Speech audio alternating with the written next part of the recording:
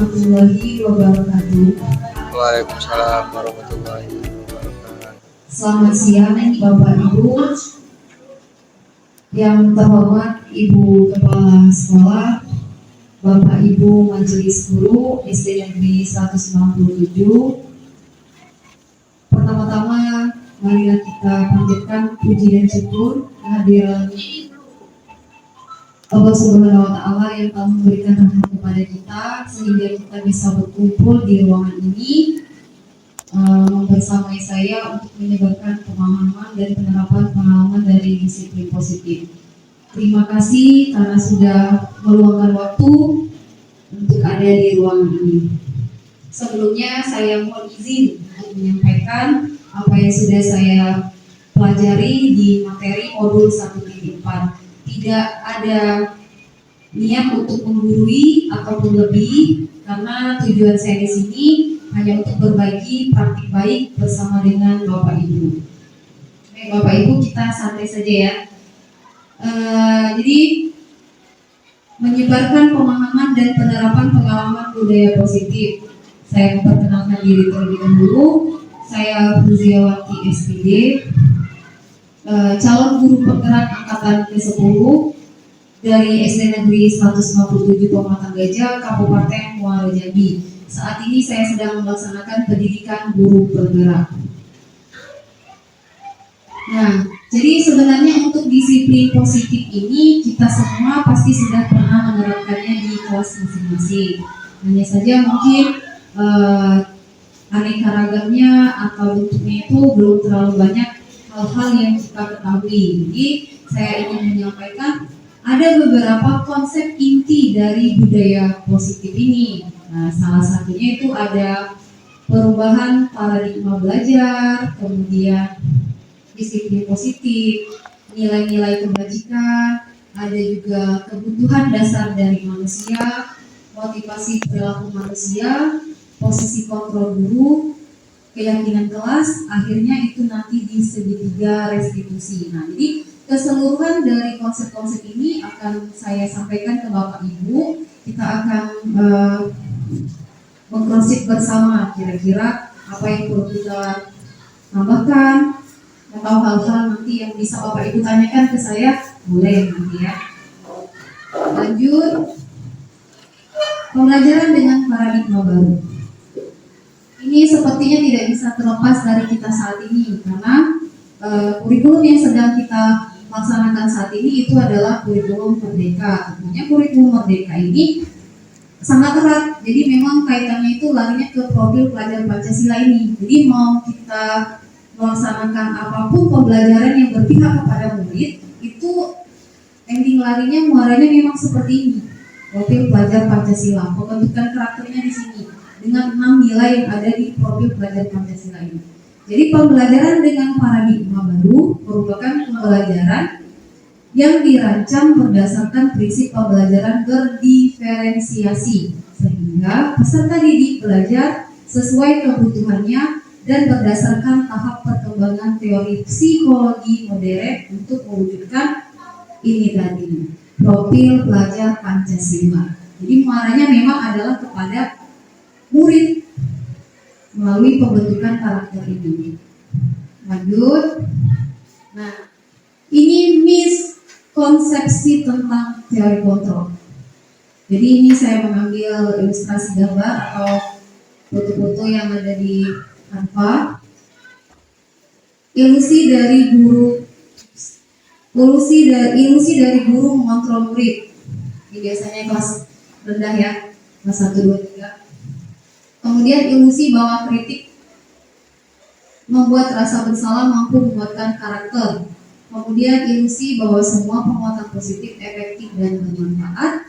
Ilusi bahwa orang dewasa berhak memaksa. Nah, mungkin tanpa kita sadari dari 4 miskonsepsi ini kita pernah atau sering, jujur kalau saya posisi ini mungkin tidak bisa termaafkan karena sering memaksa, karena kita merasa kita yang berhak memutuskan segala sesuatu gitu kan.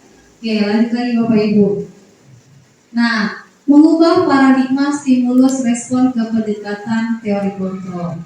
Jadi stimulus responnya itu realita kebutuhan kita itu sama, tapi teori kontrolnya berbeda. Kemudian semua orang melihat hal yang sama. Teori kontrolnya setiap orang memiliki gambaran berbeda. Kemudian kita mencoba mengubah orang agar berpandangan sama dengan kita. Perilaku buruk dilihat sebagai suatu kesalahan. Tapi teori kontrolnya kita berusaha memahami pandangan orang lain tentang dunia. Semua perilaku memiliki tujuan. Jadi stimulus respon kita itu tentu berbeda dengan teori kontrol. Nah, itu siapa yang biasa kita sandingkan dengan hal seperti ini? Itu biasanya kepada anak-anak atau peserta didik. Kita menggantungkan respon yang terlalu tinggi. Teori kontrolnya berbeda. Apalagi anak-anak kita di kelas jumlahnya tidak satu orang. Itu Bapak Ibu. Lanjut. Orang lain bisa mengontrol saya. Hanya Anda yang bisa mengontrol diri Anda. Saya bisa mengontrol orang lain. Anda tidak bisa mengontrol orang lain. Sama. Jadi satu orang kita mendisiplinkan anak, 14 orangnya gitu. Pemaksaan Anda pada saat bujukan gagal. Nah, teori kontrolnya kolaborasi dan konsensus menciptakan pilihan-pilihan baru. Model berpikir menang-menang, maksudnya itu suka-suka gitu. Model berpikirnya itu ada menang kalah, ada menang-menang gitu. Jadi suka-suka. Lanjut. Disiplin positif. Jadi, disiplin berasal dari kata disiplin gitu ya, yang artinya belajar. Disiplin mengacu pada disiplin diri yang memiliki tanggung jawab terhadap apa yang dilakukannya berdasarkan nilai-nilai yang diambil. Disiplin positif merupakan salah satu cara penerapan disiplin yang bertujuan untuk menumbuhkan kesadaran serta memberdayakan peserta didik tanpa imbalan, penghargaan, ancaman, dan hukuman. Tentu. Jadi kan kita sudah mengetahui bahwa memberi reward atau penghargaan itu tidak diperbolehkan dengan catatan diiming-imingi. Tapi kalau untuk sebagai penghargaan untuk apa yang dia lakukan, boleh. Tapi kalau diiming-imingi, ya naik kelas nih gitu. Nah, itu yang tidak boleh Bapak Ibu. Sebagai pendidik, tujuan kita adalah menciptakan peserta didik yang memiliki disiplin diri sehingga mereka berperilaku mengacu pada nilai-nilai universal dan memiliki motivasi intrinsik dalam perubahan perilaku ke arah yang lebih baik. Tuh, kita sebagai seorang guru ya. Lanjut. Nah, nilai-nilai kebajikan. Jadi nilai-nilai kebajikan ini disepakati bersama, lepas dari suku bangsa, agama, bahasa maupun latar belakang. Itu harus dihilangkan ya. Jadi nilai-nilai kebajikan itu tanpa kita memandang agamanya apa, suku bangsanya apa, itu tidak seperti itu. Nah, yang pertama, contoh nilai kebajikan. Ada profil belajar Pancasila, tentu beriman dan bertakwa, berakhlak mulia, ada 6. Salah satunya kreatif, bernalar kritis. Itu adalah nilai kebajikan yang selama ini sudah kita terapkan di SD Negeri 197. Baik itu secara keseluruhan ketika di lapangan, kemudian kembali lagi ke kelas masing-masing ketika kita melakukan pembelajaran. Kemudian IBO Primary atau Years Program. Nah, ini salah satunya ada toleransi, rasa hormat, integritas, mandiri, menghargai, antusias atau empati, keingintahuan, kreativitas, kerjasama, percaya diri, dan komitmen. Nah, ini biasanya anak-anak SD itu belum memahami. Dia hanya bisa untuk spontanitas, seperti empati misalnya. Ketika ada teman yang mengalami kesulitan, itu harus kita perintahkan terlebih dahulu. Atau contoh peduli lingkungan, harus kita perintahkan dulu, ayo pungut sampah. Jadi empatinya kurang, mandiri dia kurang. Nah, lanjut ke keterampilan hidup. dapat dipercaya, lurus hati, pendengar yang aktif, tidak merendahkan orang lain dan memberikan yang terbaik dari dirinya. Nah, ini salah satu nilai-nilai kebajikan dari institusi atau organisasi yang biasanya bisa kita berikan respon kepada anak-anak di kelas. Ini kalau untuk secara global, secara keseluruhan. Lanjut, kebutuhan dasar manusia. Jadi ini bahasanya cukup luas karena kebutuhan dasar manusia. Jadi semua ya Bapak Ibu. Kebutuhan dasar manusia adalah segala sesuatu yang kita lakukan untuk mendapatkan apa yang kita inginkan. Seluruh tindakan yang kita lakukan memiliki tujuan tertentu dan semua usaha terbaik yang kita lakukan adalah dalam rangka agar kebutuhan dasar kita terpenuhi dengan baik. Nah, ini ada piramidenya, gambaran secara ringkas, tapi ini untuk diperjelasnya. Nah, jangankan anak-anak, kita pun semua membutuhkan ini. Betul tidak Bapak Ibu? Iya. Jadi 5 kebutuhan dasar manusia. Ini mutlak ya Bapak Ibu. 5 kebutuhan dasar manusia ini semuanya membutuhkan. Pertama, bertahan hidup. Bertahan hidup ini ada makanan, pakaian, tempat tinggal, keamanan dan kesehatan. Kalau yang 3 ini biasa disebut dengan sandang, pangan, dan papan.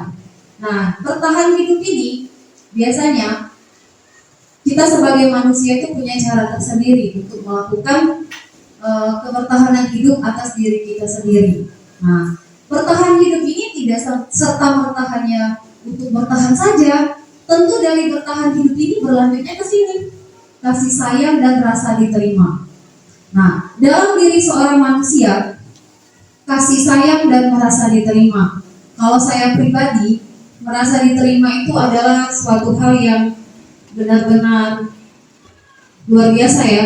Untuk tahun ini tuh kalau ditanya konsep hal yang sangat berkesan dalam hidup itu apa? Itu adalah ini.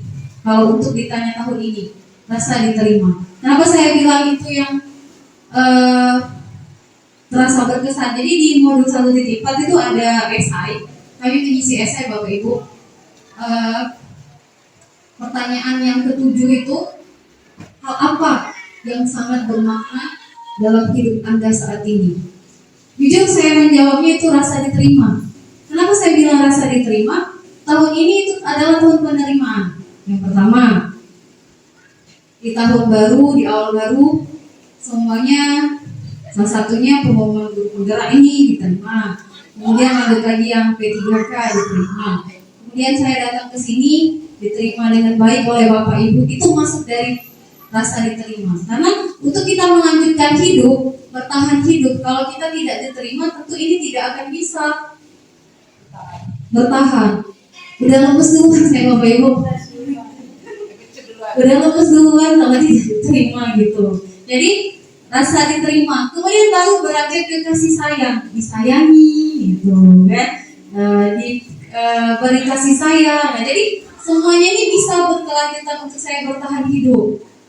Tuh, nah ini kemudian bisa berlanjut ke poin-poinnya, ada berbagi, kerjasama, gitu kan, saling menghargai, gitu. Nah, lanjut ke penguasaan. Jangankan kita seorang guru, peserta didik itu membutuhkan sebuah penguasaan, harga diri. Contoh, jadi kelas 4 kemarin itu, tadi sudah kami identifikasi sama Bu Mut, seperti halnya Rafael dan Derry kemarin kan agak jotos itu. Ternyata setelah kami cross check dengan Bu Mut, kami identifikasi tadi penguasaan harga diri, karena harga diri yang tercoreng, maka terjadilah tonjokan itu. Nah itu, jadi keinginan untuk dianggap, memimpin, berprestasi, diakui dan didengar. Nah ini semua masuk kepada penguasaan.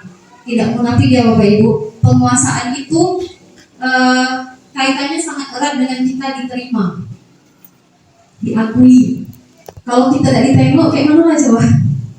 Ya kan? Nah, iya, lanjut lagi, kebebasan. Nah, mandiri, memiliki pilihan, mencoba hal baru, mampu mengendalikan arah dirinya. Kebebasan, itu yang sering kita lihat kepada anak-anak. Jadi kalau biasanya semakin dikekang, semakin kita perintahkan untuk tidak begini, respon anak-anak usia dini, salah satunya kelas rendah 1, 2, dan 3 itu, yang dia dengar itu bukan jangannya, misal jangan keluar, yang dia dengar tuh keluar Bapak Ibu. Jangannya itu tidak terdengar oleh dia. Itu salah satunya kalau untuk anak kelas rendah ya. Kalau untuk anak kelas tinggi itulah dia akhirnya kepada membangkang karena kebebasannya itu kita curi gitu. Lanjut kesenangan. Nah, saling berkesinambungan. Terakhir kesenangan, bermain, humoris, antusiasme, dan tertawa. Karena kalau keempat ini dia mendapatkan, endingnya pasti kesenangan, bahagia. Bahagia gak sih di 197? Bahagia saya menjawab. Karena bisa dilihat ketika bersekolah bisa tersenyum, tidak usah jauh-jauh Bapak Ibu. Jadi karena kami di rumah hanya bertiga, jadi yang mengamati saya hanya 2 orang, suami dan Alfa. Itu dia pasti bilang, enak ya sekarang mami gak marah-marah lagi. Iya, itu kan berarti bahagia kan? Kalau dulu kan karena mungkin udah terlalu lelah gitu kan. Nah ini jadi endingnya kesenangan Bapak Ibu.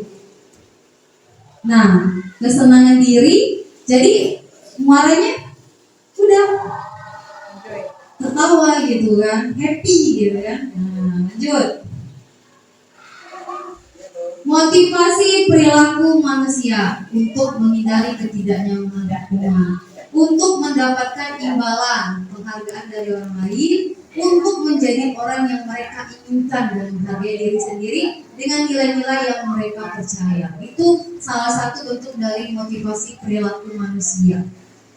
Nah, ini masuk dalam bagian inti dari disiplin positif.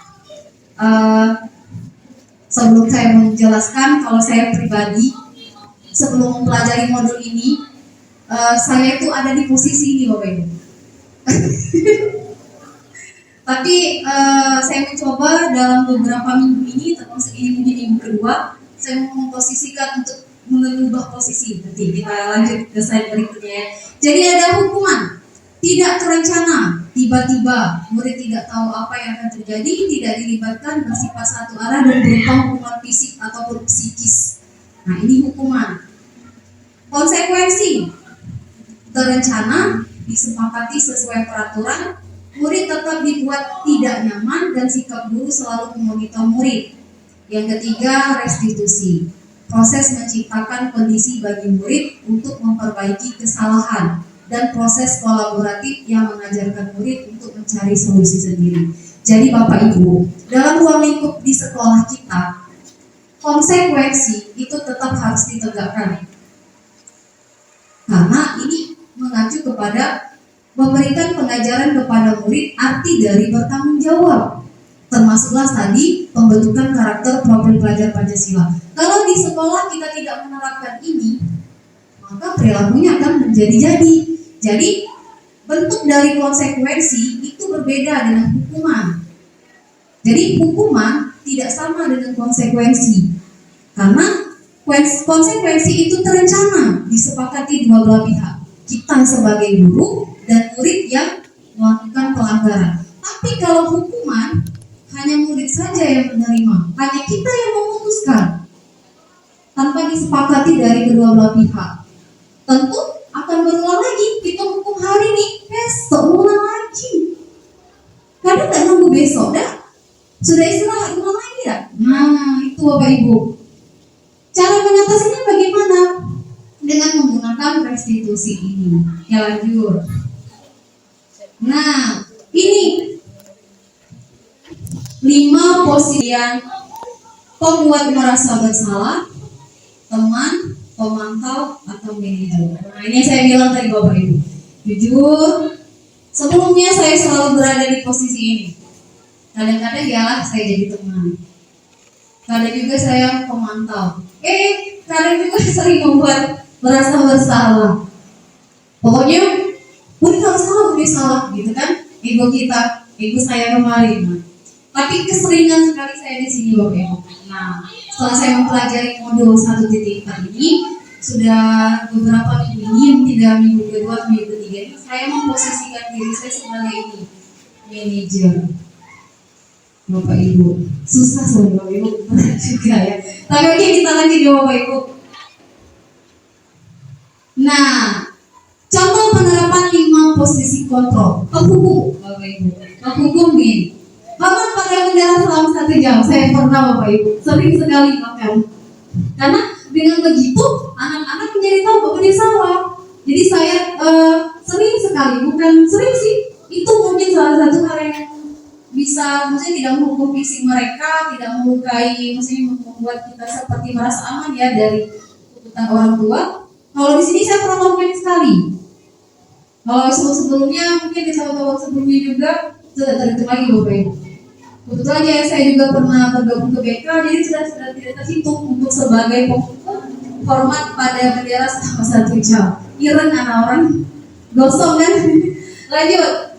Pembuat merasa bersalah. Berapa kali Bapak Ibu harus memberitahu kamu selalu saja mengecewakan. Berapa kali Ibu bilang berhenti? Berapa kali coba? Nah itu pembuat merasa bersalah.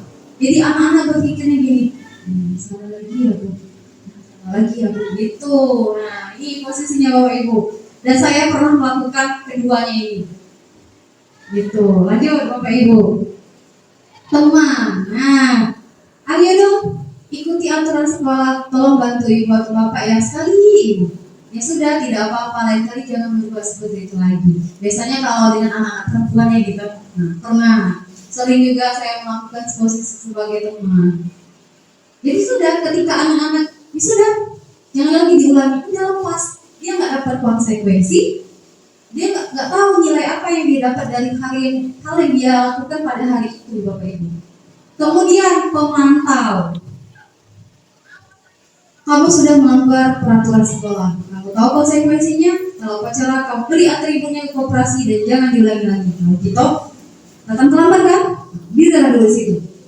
Pisah tempat ini. Nah, kalau gitu kan upacara.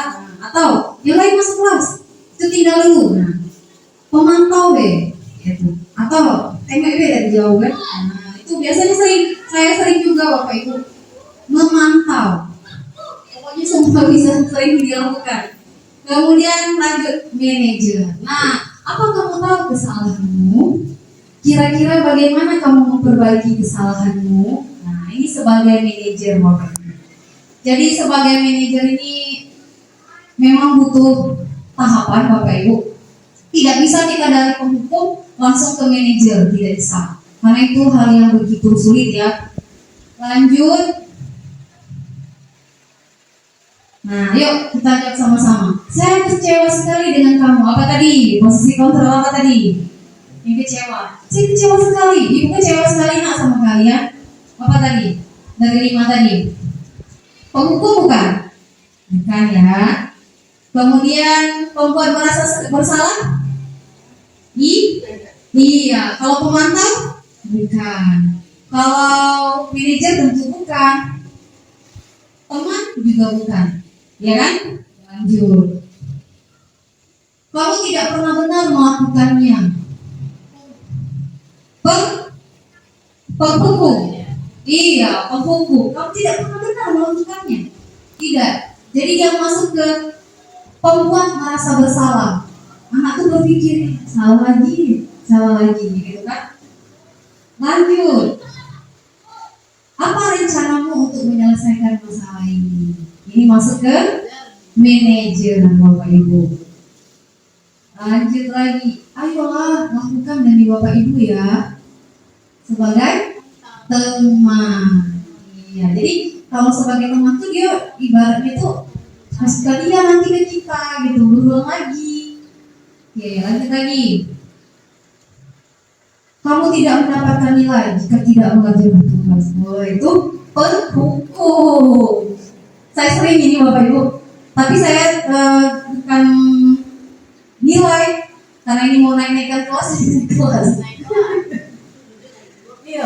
Jadi kamu mungkin tidak naik kelas nih karena tidak mengerjakan tugas. Nah itu ternyata penghukum Bapak Ibu. Memanglah susah sekali ya. Lanjut lagi. Keyakinan kelas. Nah, jadi untuk semua hal yang terjadi di dalam kelas itu memang baiknya kita membuat terlebih dahulu keyakinan kelas. Bapak Ibu sudah melakukannya kan di kelas masing-masing, sudah punya keyakinan kelas. Nah, tinggal mengapa keyakinan kelas bukan peraturan kelas? Karena kalau keyakinan kelas itu disepakati oleh dua belah pihak. Kita sebagai guru dan ada juga pihak kedua murid yang mengajukan apa hal-hal yang dia yakini, hal-hal yang bisa mereka lakukan. Tidak harus melakukannya karena aku disuruh bu guru, tidak, mereka yang menciptakan itu. Contoh, Bu, kami maunya belajar lesehan biar bisa baring-baring. Itu kan salah satu contoh dari kesepakatan kelas. Ujungnya kemana? Mereka nyaman gitu. Kalau peraturan kelas itu lebih kepada kita yang menentukan, dan anak-anak akan tertarik untuk melanggar karena hanya dibuat oleh salah satu pihak, tidak melibatkan dua belah pihak. Itulah kenapa keyakinan kelas saya juga baru melakukannya Bapak Ibu, karena sebelumnya saya melakukan keyakinan kelas itu udah kita buat di depan, terus pakai sticky note, mungkin kita print, kita tempel, tapi kita lupa membubuhkan sesuatu hal yang paten. Contoh misal sidik jari, mungkin pakai spidol warna. Nah, jadi dia merasa bahwa keyakinan kelas itu resmi. Atau kalau tidak mau sidik jari, tanda tangan saja di kertas. Tuh, jadi resmi nih, kami tanda tangan nih bersama.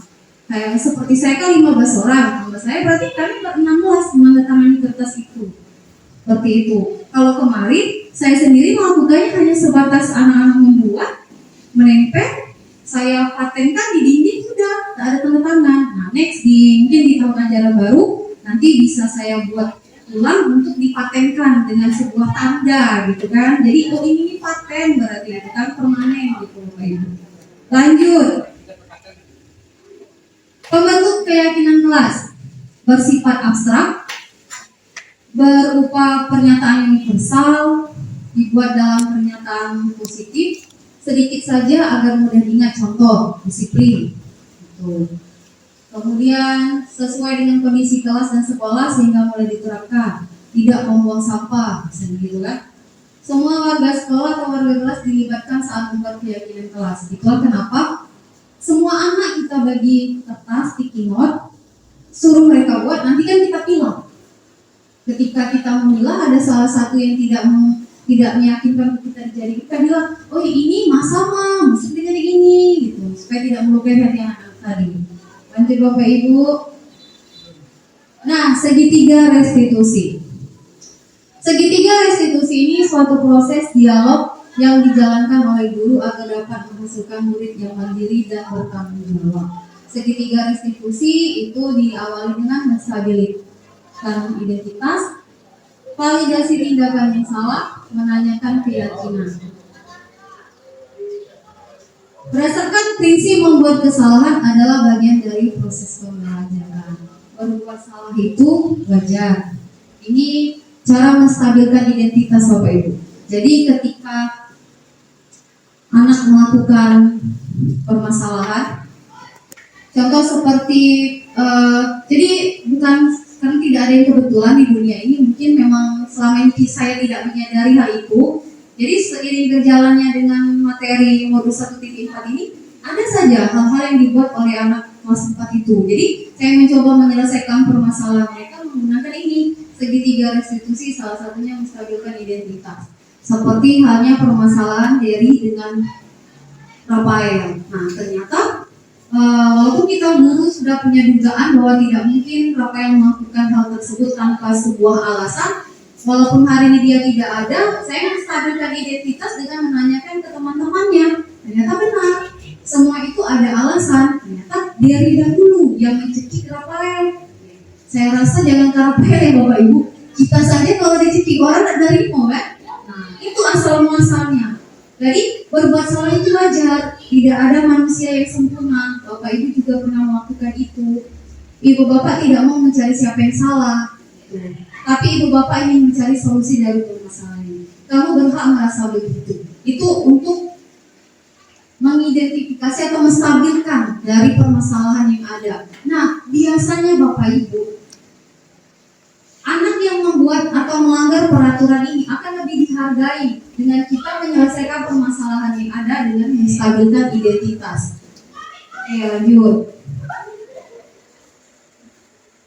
Kamu pasti punya alasan mengapa melakukan hal itu, padahal kamu bisa melakukan yang lebih buruk dari ini ya. Kamu patut bangga karena telah melindungi sesuatu yang penting buatmu. Kamu melakukannya karena mempertahankan yang penting bagimu. Gitu. Jadi anak-anak diberi kesempatan untuk menjawab atau menceritakan, bukan kita langsung oh salah nih langsung. Nah, itu tidak boleh Bapak Ibu.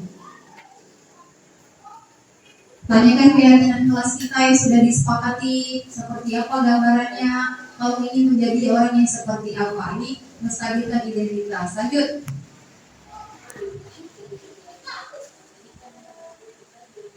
Jadi boleh.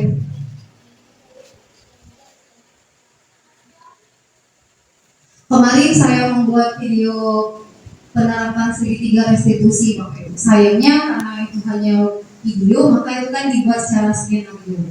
Jadi sebelum permasalahan yang ada, saya buat skenario-nya itu Fiona itu marah sampai menggebrak meja. Itu kan berarti ada perlakuan fisik ya, ada kekerasan walaupun dengan benda mati. Dia menggebrak meja. Meja siapa yang digebraknya? Itu meja si Dali. Jadi dia itu marah dengan Dali karena Dali ini contek terus pekerjaan dia. Nah, dalam hal ini Bapak Ibu, yang mencontek itu Dali, ya kan? Tentu tidak bisa dibenarkan ya Dali mencontek. Kemudian yang marah Fiona, yang menggebrak meja Fiona. Siapa yang harus kita tindak lanjuti, Dali atau Fiona? Dali ya. Nah, kita biasa begitu, Dali gitu kan. Nah, keduanya bisa juga Bapak Ibu. Tapi dalam hal ini yang melakukan tindakan berlebih itu adalah si Fiona. Walaupun dia dicontek, tapi dia yang menunjukkan reaksi respon yang berlebih, yaitu menggebrak meja.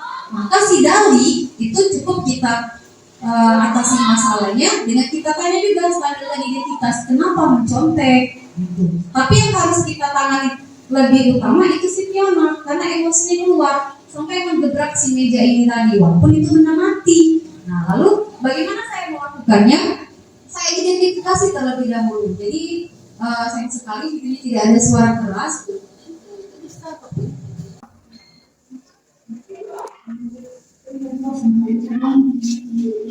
Oh begitu. Pasti kamu berbiasa aktifnya ada alasan. Saya tidak sampai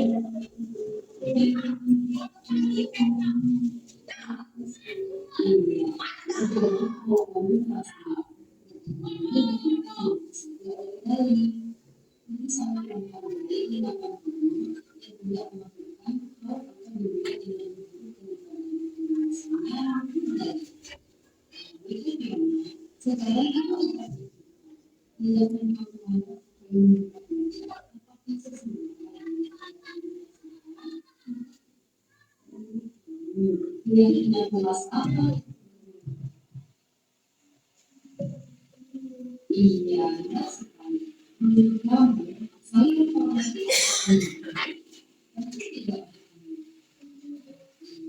baik. Kalau itu kan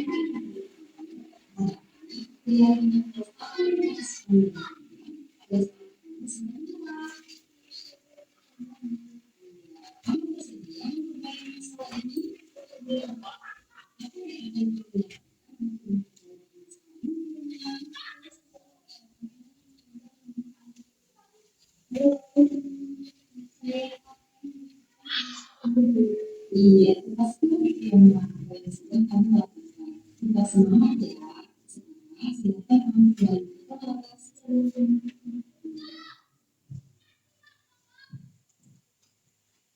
Oke. Jadi seperti yang saya bilang tadi, di sini saya seperti ibu peri. Padahal biasanya sebelum saya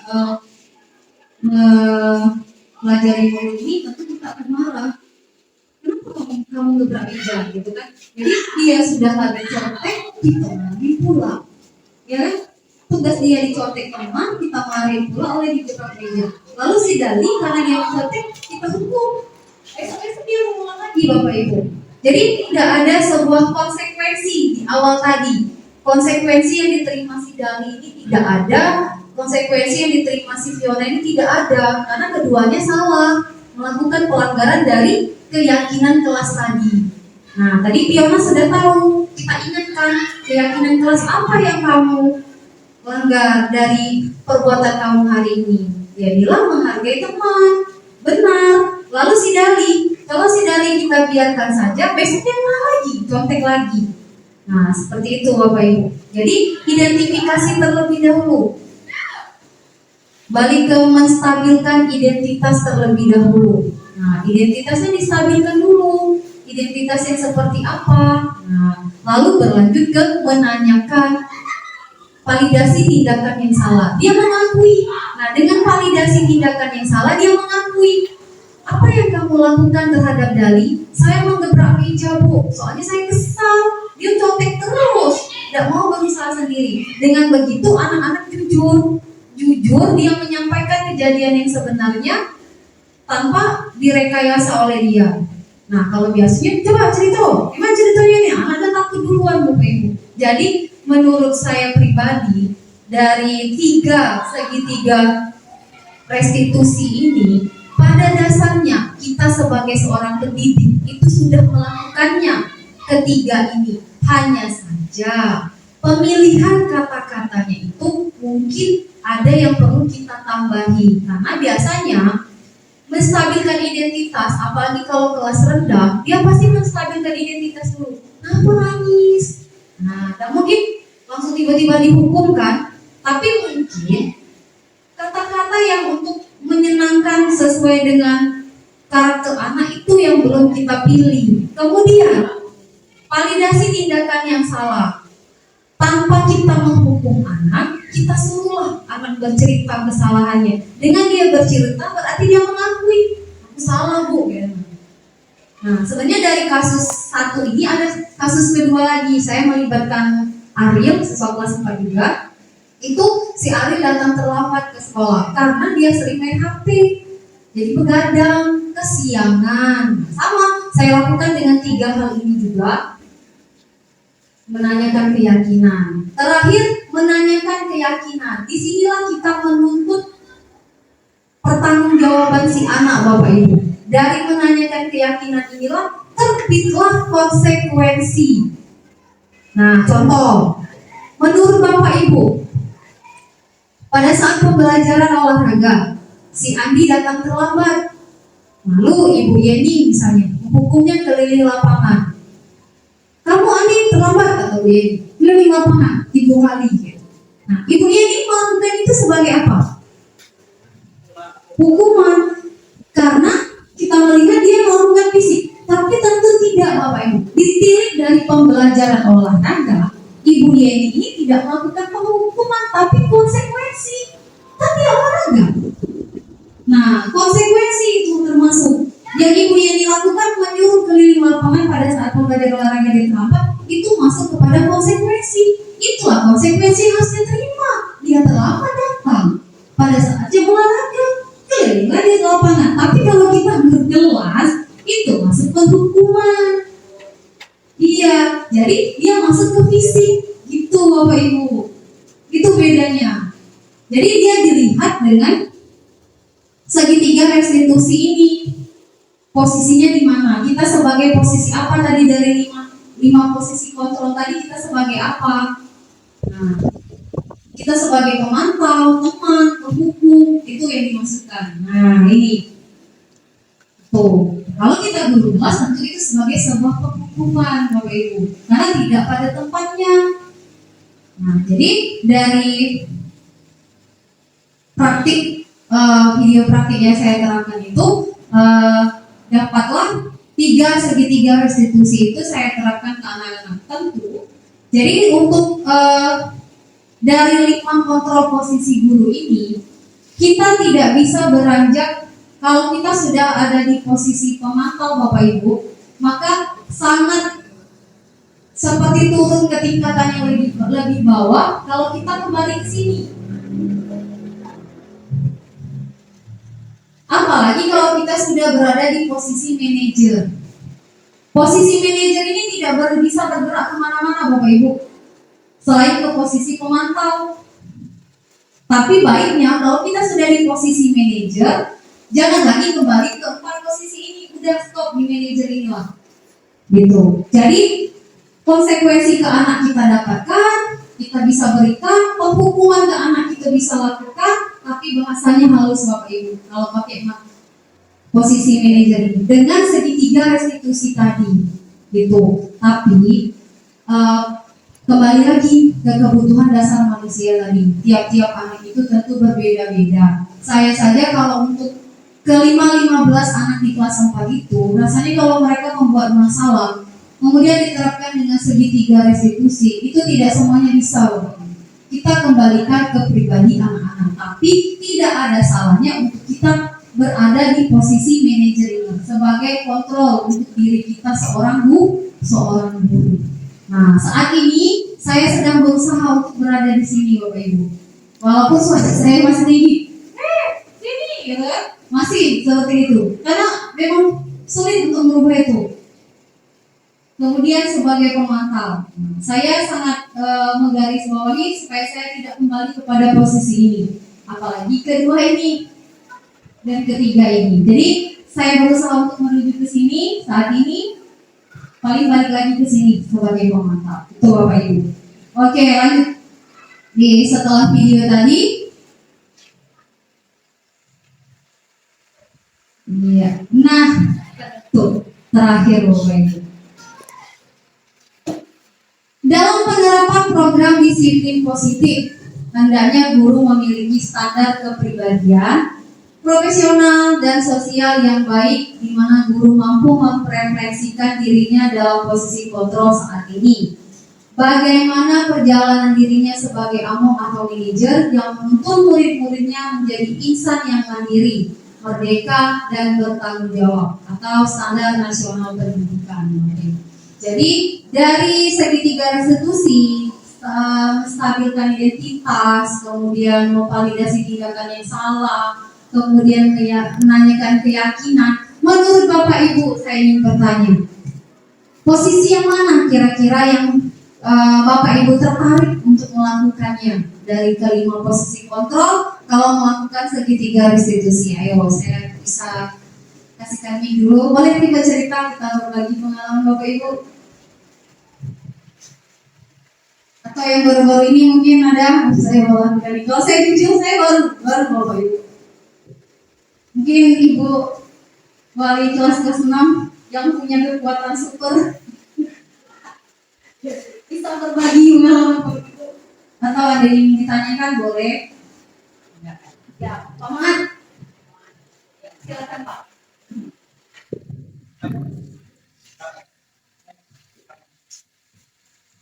Assalamualaikum warahmatullahi wabarakatuh. Terima kasih. Ini sudah kita perhatikan di posisi kontrol dulu tadi. Jadi saya itu bertanya sedikit, yaitu tentang tadi ada kesepakatan kelas, ya. Kesepakatan kelas itu kita terapkan di kelas, tahu-taunya ada yang melanggar. Apakah itu bisa kita hukum? Dan apa hukumannya kira-kira yang bagus? Terima kasih. Ini Pak Jadi sementara ya.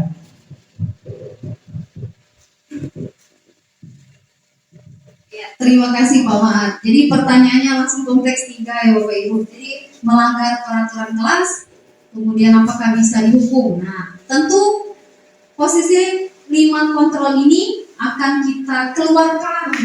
Nah, jadi sebuah kekuatan ketika anak melakukan pelanggaran atau tidak mematuhi peraturan kelas yang kita buat. Kalau dia baik-baik, tidak perlu. Ada misalnya tidak perlu kita melakukan ini.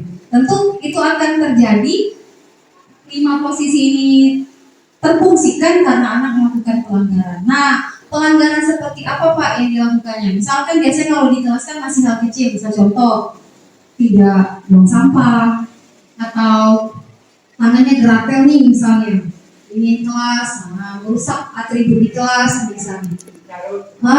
Atau berkata yang kasar seperti itu, atau mungkin tidak piket kelas. Nah itu tentu kalau Bapak melakukan pada posisi penghukum, besok pasti ngulang lagi. Gitu.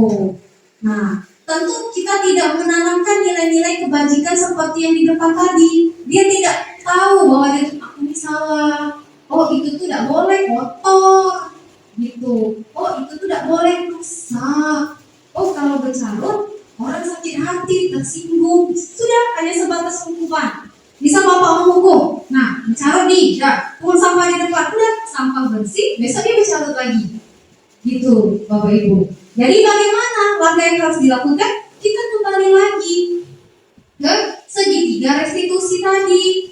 Apalagi kalau anaknya kan, jujur kalau bercarut itu saya rasa sudah sering ya anak lakukan. Maka kalau dia sudah keseringan melakukan pembicaraan yang kasar, baiknya kita lakukan segitiga restitusi. Kita panggil, kita stabilkan dulu identitasnya. Kenapa? Tanya dulu. Bapak dengar kamu tadi bicara lagi, gitu kan? Kenapa? Pasti punya alasan kan? Gitu. Jawabnya ini Pak, kan itu nggak boleh sini Pak, ini. Kamu tahu tidak? Bicara itu melanggar keyakinan kelas kita. Maksudnya dia pikir, iya Pak.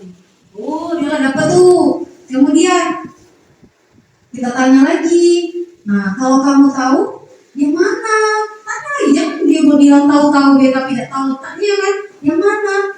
Tuh Pak, tidak boleh berbicara kasar kepada teman. Berarti dia ingat ada keyakinan kelas yang perlu kita buat Pak. Gitu. Kamu tahu itu melukai hati teman? Tahu Pak, katanya tahu. Coba, bertanya Kak, balik lagi Pak ke sini. Validasi tindakan yang salah. Tadi seperti apa kamu melakukan bercarut? Bilang lagi, oh saya bilangnya misalnya ini. Nah, diulanginya lagi kata-kata carutnya itu kan berarti dia tahu dia salah. Salah nih. Nah, balik ke sini Pak.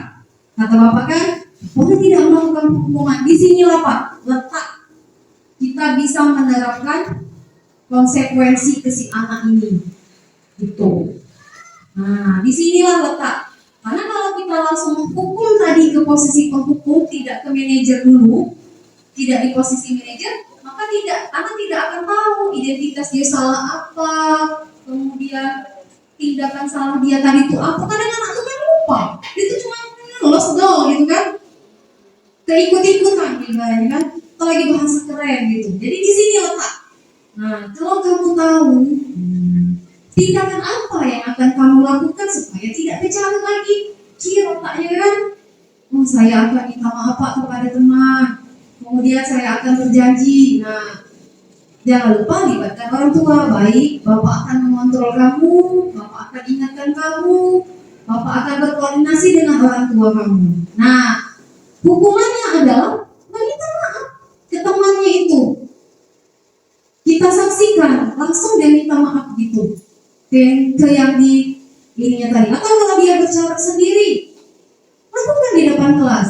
Dia mengakui bahwa dia tidak akan bercarut lagi. Nah, biasa seperti itu Pak. Biasanya kalau anak kelas 4A itu, kalau dia sudah dirasakan, saya sering sekali membuat mereka itu merasa bersalah. Posisi saya masih di penghukum dengan di pembuat merasa bersalah. Saya biarkan, rasakanlah dulu gitu.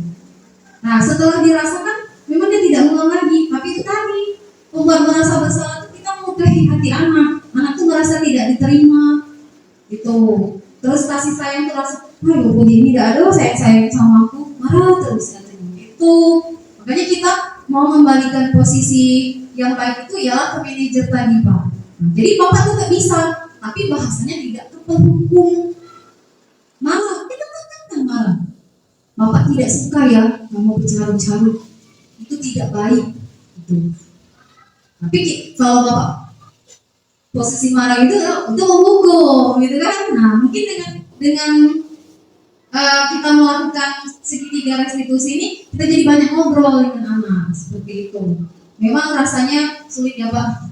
Saya saja baru 2 minggu ini menerapkannya. Tapi untuk pembelajaran bersama mungkin bisa kita lakukan seperti itu kan, ambil yang sisi positif dan lainnya. Tuh, bagaimana Pak Maan? Oke, terima kasih. Ada lagi Bapak Ibu boleh?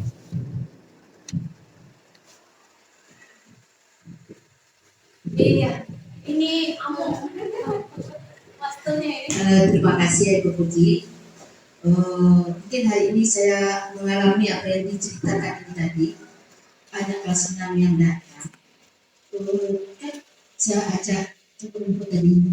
Mungkin bagi dia tidak ada rasa beban. Mungkin pendidikan kita juga kan tidak. Saya nengok di luar sana, anak SD itu bukan dibebani dengan tugas, dengan kalimat-kalimat atau tugas apa setiap hari.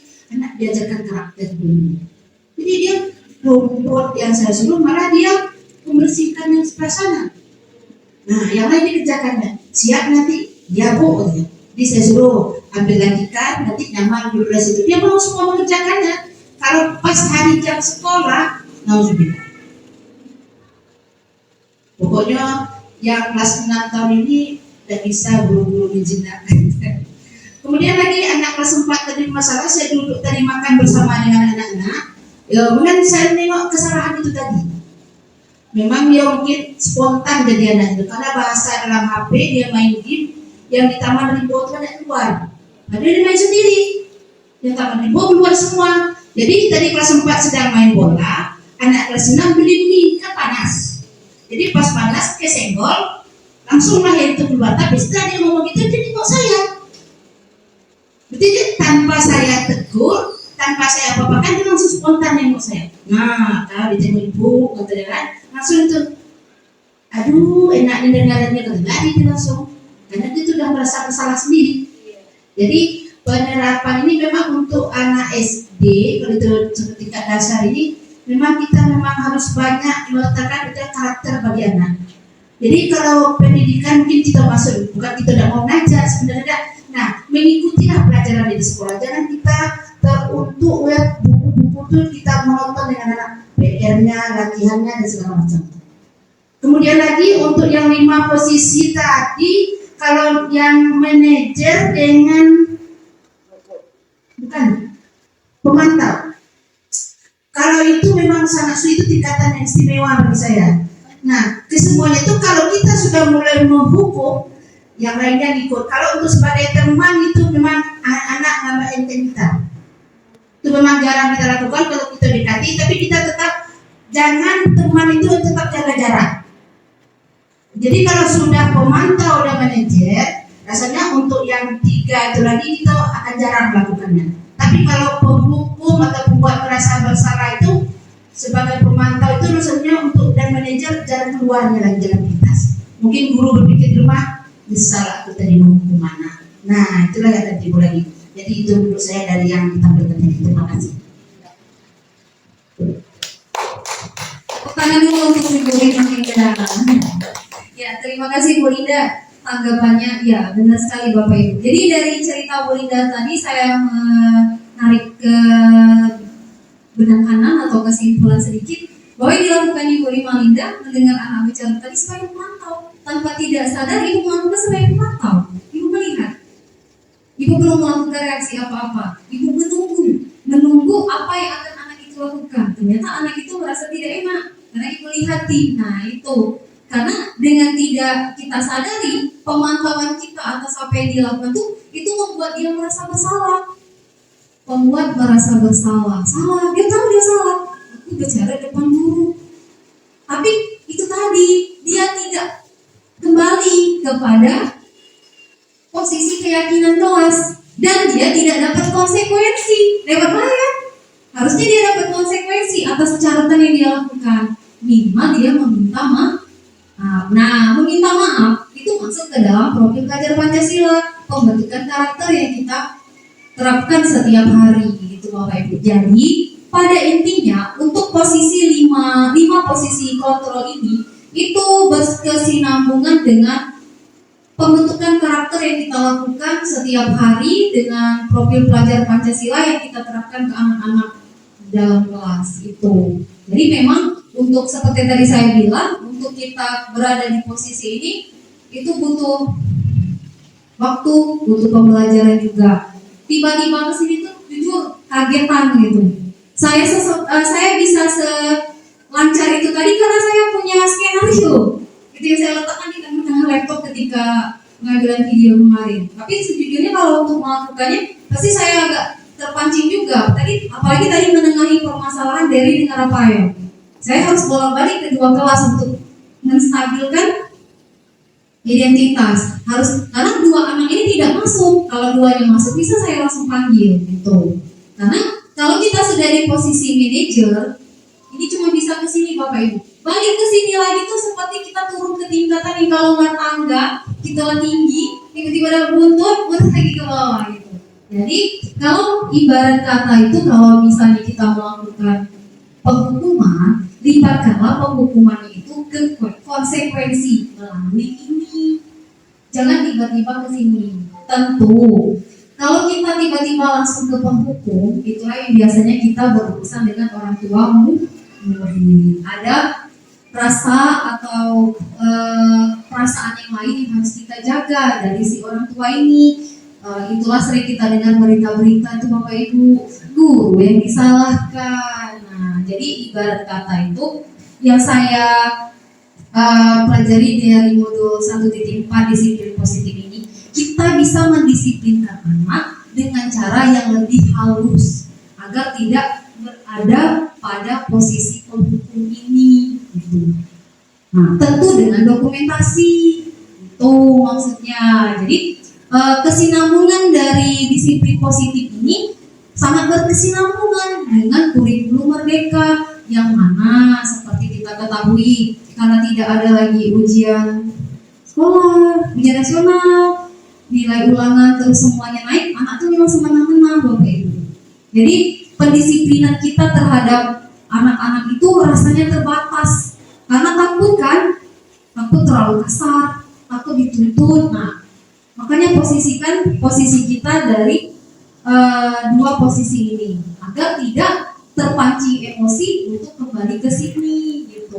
Jadi dirasa oh halus nih seperti itu. Makanya tadi sempat berbicara juga dengan Bu Gus ketika itu tadi, misal contoh anak yang tidak bisa membaca, kita tidak bisa mendiamkan saja karena itu adalah tanggung jawab kita di sekolah.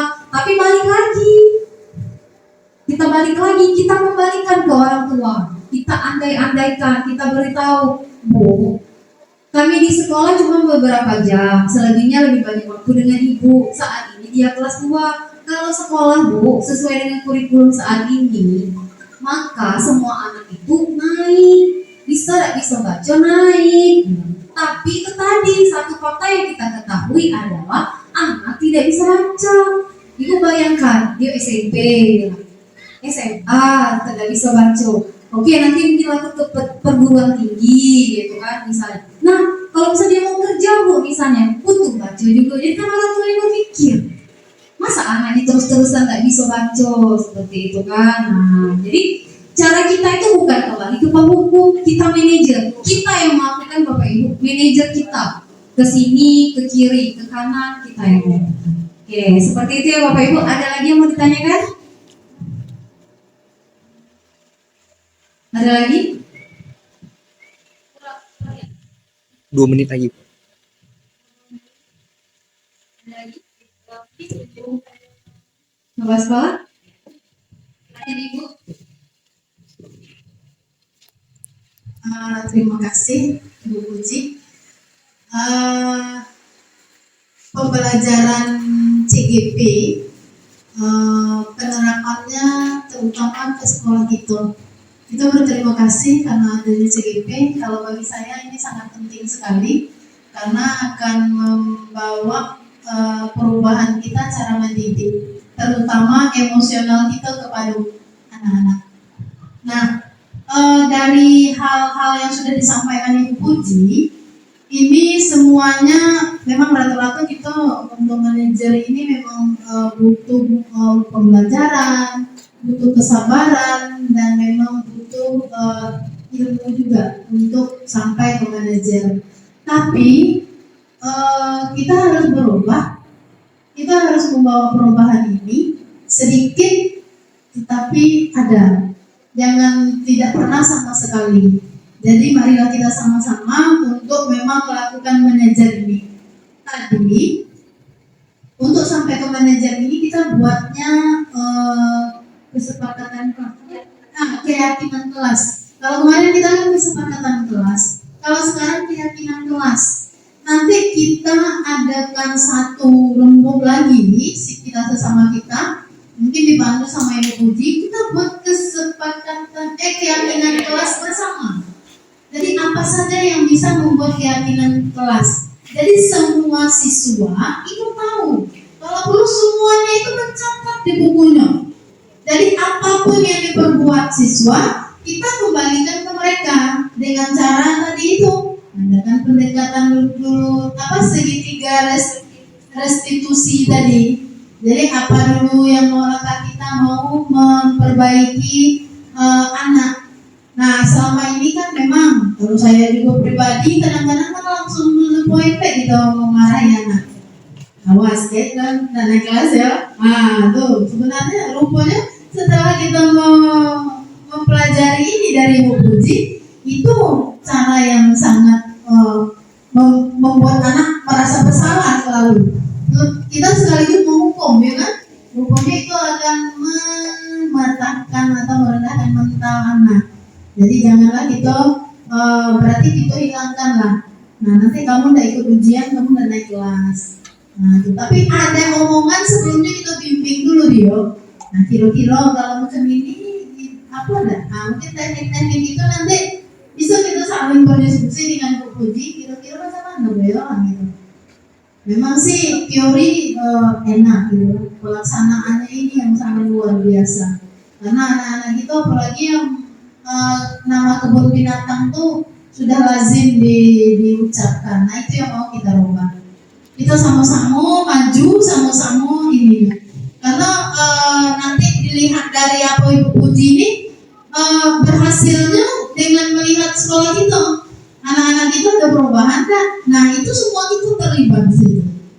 Nah mudah-mudahan ini adalah tahap pertama baru pelajarannya. Mudah-mudahan berikutnya kita akan mempelajari kembali hal-hal yang memang sangat kita butuhkan. Nah terima kasih Ibu Puji. Kembali lagi ke Ibu Puji. Terima kasih Ibu Kepala Sekolah, ya Bapak Ibu. Jadi benar sekali yang disampaikan Ibu Kepala Sekolah. Tentunya harapan saya sebagai calon guru penggerak angkatan 10, saya bisa membersamai murid kita bersama-sama untuk menerapkan di SD Negeri 197 ini. Saya ucapkan terima kasih untuk waktunya hari ini sudah membersamai saya dalam menyebarkan atau diseminasi dari materi disiplin positif ini. Ya, saya mau menampilkan saya terakhir. Saya ucapkan terima kasih banyak. Saya akhiri. Wabillahi taufiq wal hidayah. Wassalamualaikum warahmatullahi wabarakatuh.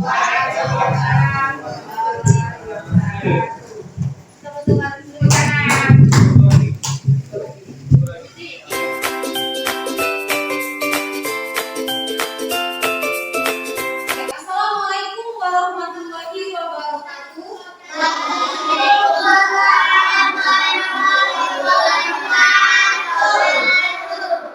Terima kasih. Hari ini bertemu lagi sama Ibu.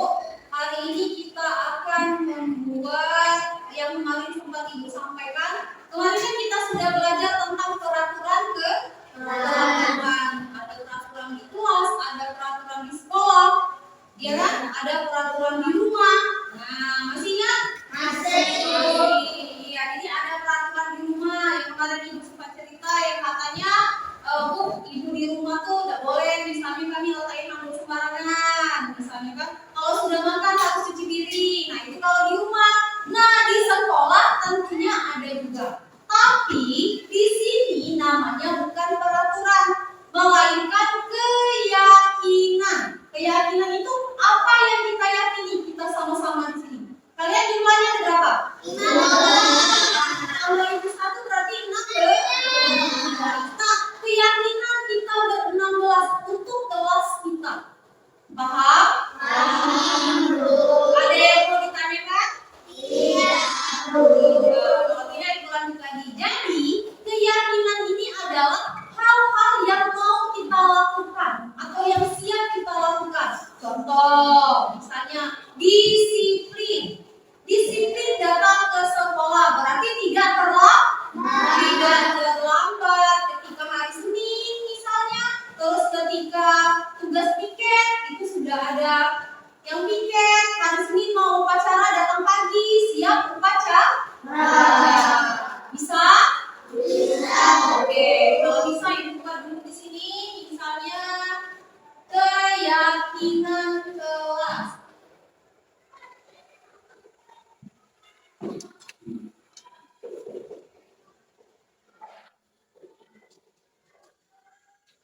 Oke, keyakinan kelas. Nanti ditempel di sini ya.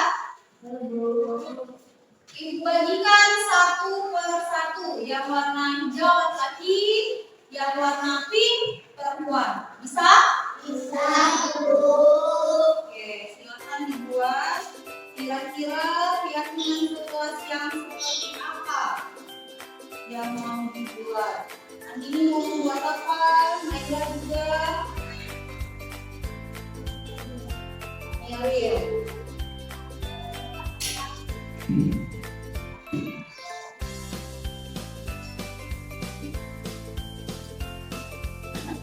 Buatlah keyakinan kelas yang iya, silakan ditulis.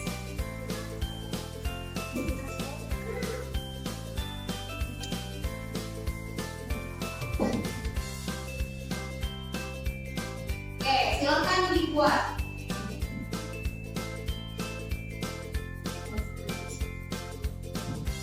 Oke, buat nama ya, di sini atasnya buat nama.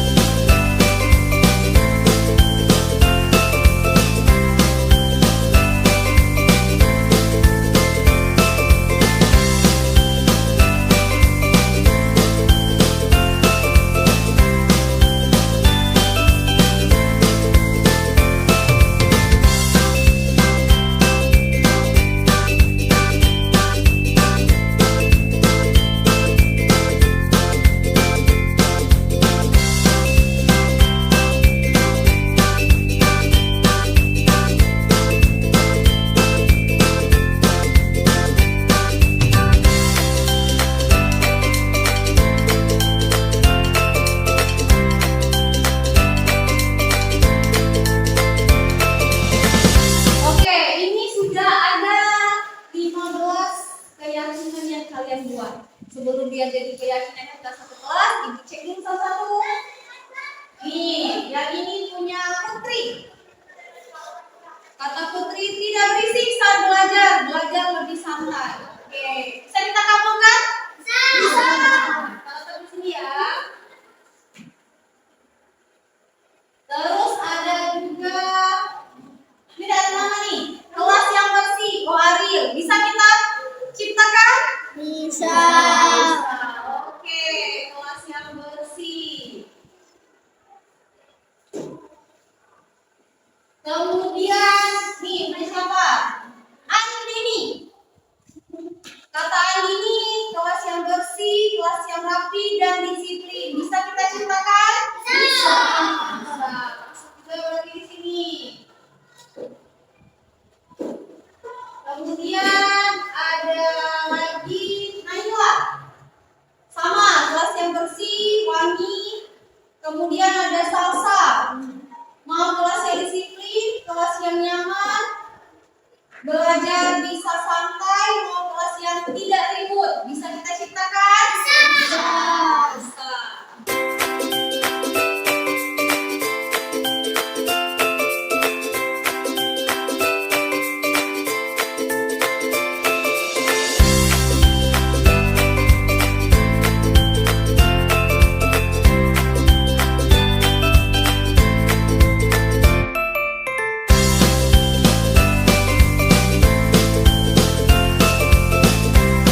Itulah tadi keyakinan kelas yang sudah kita buat. Ibu berharap dengan kita membuat keyakinan kelas, kelas kita jadi semakin disiplin.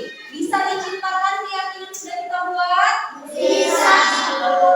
Ingat ya, ini adalah keyakinan. Hal-hal yang kita yakini, yang kita rasa kita mampu dan bisa untuk melakukannya. Bukan peraturan ke kelas. Paham?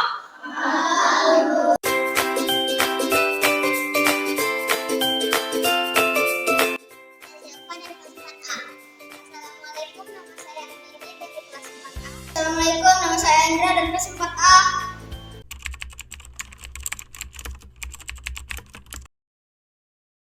Senang sekali, perasaan saya sangat senang. Saya senang sekali.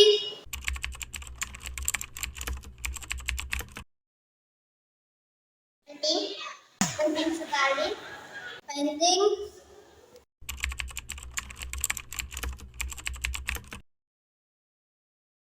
disiplin karena menumbuhkan rasa tanggung jawab. Karena membuat saya jadi disiplin.